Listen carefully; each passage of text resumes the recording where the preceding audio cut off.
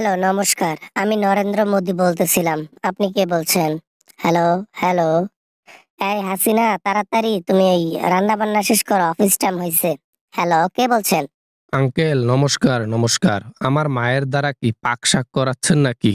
ওরে বাবা রে বাবা, আমি তো ভাবছিলাম আমার মাকে আপনি রাজরানী করে রেখেছেন। এই রাজরানী?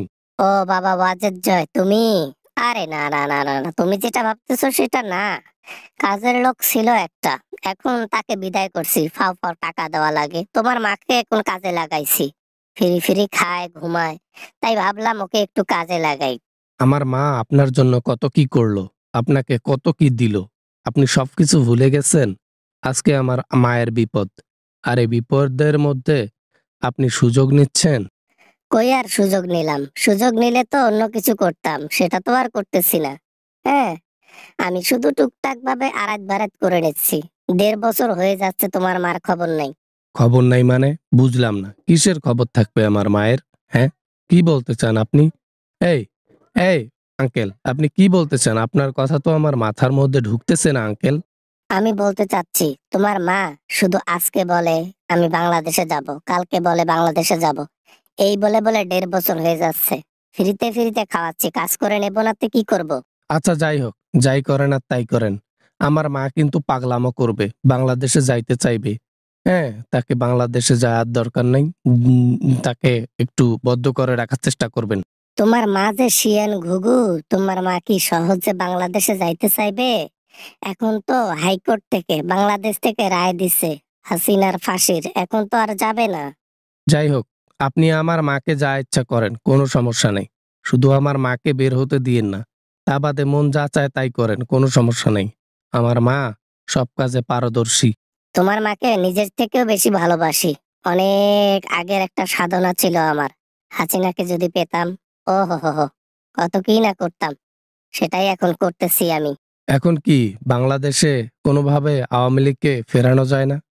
যদি আওয়ামী লীগকে ফেরাতে পারেন মোদি আঙ্কেল, তাহলে আপনারই ফায়দা। সবকিছু এবার আপনাদের হয়ে যাবে কিন্তু। বাংলাদেশের লোক এখন চালাক হয়ে গেছে। সবাই এখন চালাক।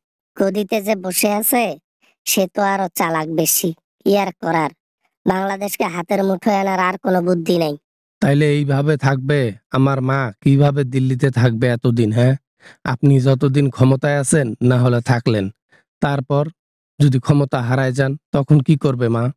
কি আর করবে তখন? দিল্লির মধ্যে রাস্তাঘাটে অনেক মোড় আছে। ওই মোড়ের মধ্যে থালা নিয়ে বসবে, ভিক্ষা করে খাবে। আর কি করবে? অপশন তো নাই। এইটা কোনো কথা হইল? ইন্ডিয়ার জন্য আমার মা কত কি করলো, আর আজকে তার প্রতিদান এই? হ্যাঁ, আমার মা কত কি দিল, ফ্রিতে মাছ দিল, জমি দিল, আর কত কি করলো। আমি তো জানি, এজন্য তো তোমার মাকে স্থান দিয়েছি। কিন্তু আমি যখন না থাকবো ক্ষমতায়, তখন অন্য কেউ এসে কি আর থাকতে দেবে আমার মতো? হ্যাঁ, এই জন্য তো বললাম মোড়ে দাঁড়াতে হবে। যেভাবে পারেন আমার মাকে একটু বুদ্ধি করে যদি আমার এখানে পাঠাই দিতেন, তাহলে টেনশন মুক্ত হইতাম। আপনিও বেঁচে যাইতেন আর আমিও বেঁচে যাইতাম। কি বলেন আপনি? বুদ্ধি করা যায় না একটা কিছু? না, না, না, বুদ্ধির এখানে কিছু নাই। অন্য দেশ কোনোভাবেই মেনে নেবে না হাসিনাকে। ব্যান্ড করে দিছে, তার ভিসা নট অ্যালাউ। তাকে কোনো দেশ অ্যাকসেপ্ট করবে না, তাই সম্ভব নয়। এত করে বলছিলাম, আরে জনগণের দাবি মেনে নাও, ছাত্ররা যা চায় মেনে নাও, কয় টাকার আর ব্যাপার, মেনে নাও। কিন্তু আমার মা বুঝলো না। আজকে ঠেলা বুঝুক, রাখলাম আঙ্কেল।